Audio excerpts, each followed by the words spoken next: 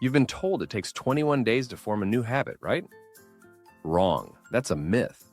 And believing it might actually be why you're stuck repeating the same cycle of frustration and self-doubt.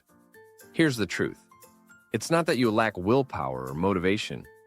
It's that you're trying to build habits from a place of pressure instead of self-love. Think about it. How many times have you started number of days challenges, powered through the first week, and then it all falls apart? It's because this challenge mindset is setting you up to fail.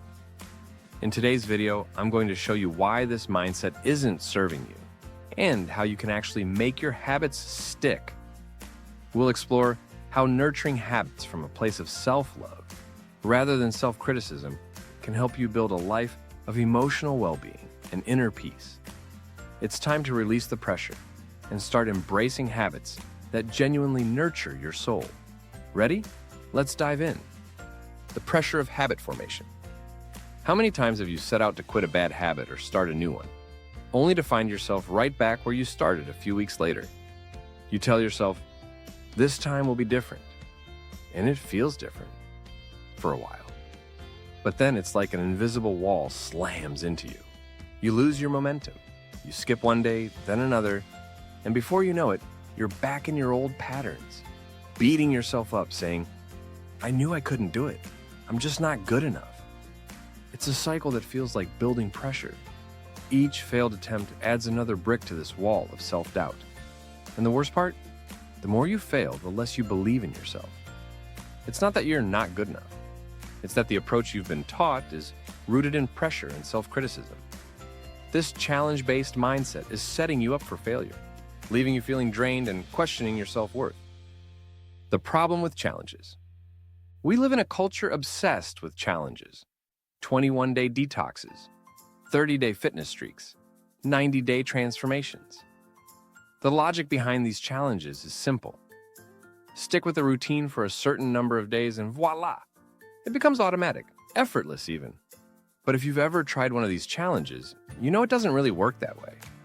Sure, you might make it through the 21 days or even the full 90, but does it feel automatic? Does it feel effortless? Or do you find yourself slipping back into old patterns the moment the challenge ends? The reason? It's not about the number of days, it's about the mindset behind the action. When you're driven by external validation and the pressure to prove yourself, you're building habits on a shaky foundation. But when you root your habits in self-worth, you're creating a sustainable system that supports your emotional well-being. Challenge mindset leads to self-doubt. Let's talk about why this challenge mindset is flawed. When you commit to a 21-day or 30-day challenge, it feels exciting at first. Every day you succeed, it's like a win, right? But here's the catch. Each successful day also adds pressure. It builds and builds, like stacking up a tower of blocks. You know that if just one block falls, the whole tower could come crashing down. This pressure builds self-doubt instead of self-faith. You end up feeling like you failed when in reality you've just hit a bump in the road. Missing even a single day feels like a disaster. You think, well, I broke the streak. I might as well give up now. It's all or nothing thinking at its finest. The pressure to be perfect is what sets you up for failure. Because the truth is, you're not going to be perfect. Nobody is. The worst part is that this cycle leads to a kind of internal suffering, a constant feeling of failure, disappointment, and self-criticism. You end up believing that you're just not strong enough to form a new habit. But here's what I want you to know. You are more than your streaks or your perfect record.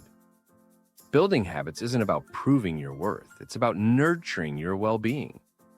It's about showing up for yourself in a way that feels kind and compassionate, not harsh and punishing. So what do? We change our approach. Imagine your habits as a garden. Forming a new habit is like planting a seed. Every time you practice the habit, it's like watering that seed. Now, let's say you miss a day of watering. Does that mean the seed is dead? Not at all. The plant is still there, waiting for more care. And here's the truth. Tending to your garden isn't about perfection. It's about patience and self-compassion. It's about showing up to your garden every day and putting in your best to nurture the plants. You might be tired or even lazy some days and skip out on a day. But would you completely let go of taking care of your garden when you know you can take care of it tomorrow too?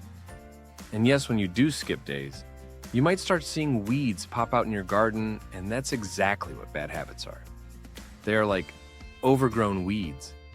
They've been around for a long time, so they're strong and resilient. And when you leave your garden unattended, those weeds start to take over.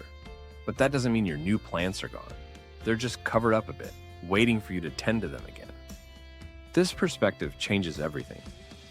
Instead of beating yourself up for missing a day, you realize it's just one day.